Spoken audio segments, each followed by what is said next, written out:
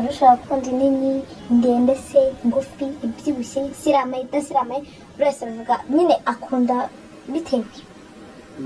Ibyo bita favorite by'umuntu, ariko nkanjye kuri side yanjye, ku ruhande rwanjye, uriya intoya ntago ituma nyine nagikumara, reka mbyitirahe, ntago nyine ituma kurwenda ku ruhande rwanjye ntago nanyurwa neza. Inini nayo nanone ku rundi ruhande rwanjye ntago ari nziza, kubera yuko hari igihe usanga, kuko abantu twese ntago dusaporta ikintu nyine mu buryo bumwe, kuko ushobora gusanga wowe wenda ushobora no gusanga imbabaza cyangwa hari uburyo ki inyangirizamo nkababara, aho kuryoherwa nkababara. Rero ngiye kuri side yanjye nkunda iringaniye nyine iri mu rugero, ariko nyine byushye inasiramuye, niko ngiye mu ruhande rwanjye mbikundamo. Abantu benshi twaganiriye bagiye bambwira ko imbura isiramuye ari iryoha kurusha idasiramuye. Ubundi bitandukanira he? Tubwire rwose, iryoha mu buhe buryo isiramuye koko? Buriya urabona isiramuye kubona hari ukuntu waba ubizira, simbizi nimba ubizi, ariko mbwira ntabwo mbizi kuko niyo mpamvu ndi kubikubaza. uzarebe buriya abantu bazanye n'akantu ko gusiramura ni sawa, uzarebe imibonano yakozwe, mugakora imibonano, ugakora n'umuntu udasiramuye, ubundi ukongera ugakorana n'usiramuye. Ibyo bintu ni ibintu bibiri biba bitandukanye, kandi ahanini usanga isiramuye ari ruriya ruhu bakuraho nta ruba rugihari, ariko uzarebe iyo adasiramuye bisa nkaho nta gusobanura gute, ruriya ruhu rurajena, ntabwo rutuma umuntu, nta n'ubwo ituma ikomera, ntabwo ijya ikomera, bya mbona niba ikomeye nta kigenda pe, ruriya ruhu rugenda bisa nkaho rusigara inyuma, bino ubona bitanasa neza nyine. Ntabwo isiramuye ikomeye imeze neza inasa neza, ubona bisa na neza kuko nagira ngo numve wenda, ariko se koko iyo nubwo watubwiye ngo iri mwahene niyo iryoha, yenda hari abakunda indende, ariko se mba numva ngewe indende igera kure nyine ariyo yaryoha cyane kurusha izindi. Yego nibyo birashoboka, gusa bitewe n'ubikunda, kubera ko indende nk'uko nabikubwiye nishobora kutayikunda bitewe n'uko hari igihe ikwangiza, nk'uko nabikubwiye. Nshobora kuba wenda naravuze ati namenyereye izitari ndende, nkaba naramenyereye iziringaniye. Iyo ndende iramutse ije uko biri kose yanyangiza, kereka cyo wenda mpuye n'umuntu ubasha kubikora mu buryo bworoshye. Ariko hari ahantu umugabo agera akumva nyine kwifata, ashaka gukoresha imbaraga nyinshi. Iyo akoresha imbaraga nyinshi ntiwabimenyereye, ntiwagize ute, uko biri kose birakubabaza. Njyewe byambabaza, niyo mpamvu nkubwiye yuko nyine ndende ntayikunda. Inini se yo, inini yo ntabwo yaryoha buriya?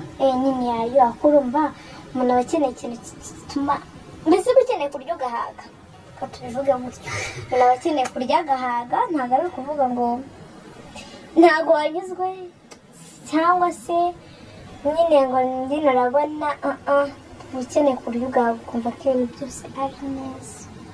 Ubwo nta yaba nini ku buryo yakwanga kwinjiramo? Bijya bibaho kubera yuko bijya bibaho nyine, ukuntu abantu baba baremye turatandukanye urabizi. Hari uba ufite nini cyane ku buryo nawe usanga ari kwijena, nka kwa kundi usanga uwifitiye gatoya nawe aba yijennye nta n'ikintu yakora. Bijya bibaho ku buryo byanga da, ukabona nawe ubwawe wanayibona ugahita wavugiza ubwoba, ukavuga ati reka ntabwo nabikora, ntabwo byakwemera, ntabwo byakwiriwe, ugahita ubona ibisaga ahubwo iri buguhitane, ugahita uva muri modo.